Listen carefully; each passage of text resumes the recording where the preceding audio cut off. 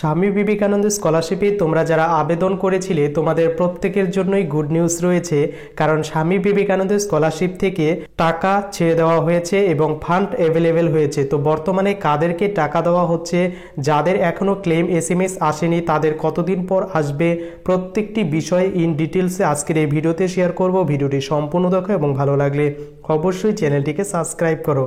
তো সর্বপ্রথম তোমাদের প্রত্যেকের জন্যই খুশির খবর যে স্বামী বিবেকানন্দ স্কলারশিপের নিউ ফান্ড বা 2023-24 সেশনে প্রথমবার ফান্ড অ্যাভেলেবেল হলো এবং তোমরা কমেন্ট করে বলেছো এবং আমিও জানতে পেরেছি যে ফান্ড অ্যাভেলেবেল হয়ে গেছে। এবং আমি তোমাদের প্রিভিয়াস ভিডিওতেই বলেছিলাম যে স্বামী বিবেকানন্দ স্কলারশিপে তোমাদের যাদের application sanction scholarship amount disburse এমন স্ট্যাটাস শো হবে, তোমাদের 1 থেকে 2 সপ্তাহের মধ্যে তোমার ব্যাংক অ্যাকাউন্টের উদ্দেশ্যে টাকা রিলিজ করে দেওয়া হবে। তো আমার কিন্তু কথা 100% মিলে গেল, তোমাদের প্রত্যেকেরই কিন্তু ব্যাংক অ্যাকাউন্টে বর্তমানে টাকাটি ক্রেডিট হচ্ছে। তো ক্রেডিট হওয়ার জন্য তোমাদের কোন এসএমএস শো হচ্ছে বিস্তারিত তুলে ধরছি। তোমাদের যাদের বর্তমানে স্বামী বিবেকানন্দ স্কলারশিপ থেকে টাকা ঢুকছে, তোমাদের এই ধরনের মোবাইলে তোমার যে রেজিস্ট্রেশন মোবাইল নম্বর সেখানে এই ধরনের এসএমএস দেখতে পারবে যে ইউর ক্লেম আরএস, তোমার কত হাজার টাকার পাওয়া কথা ছিল সেই টাকাটি এখানে উল্লেখ থাকবে। Scholarship and stipend is release from Calcutta PO 3 treasury and is schedule to be credit to your bank account.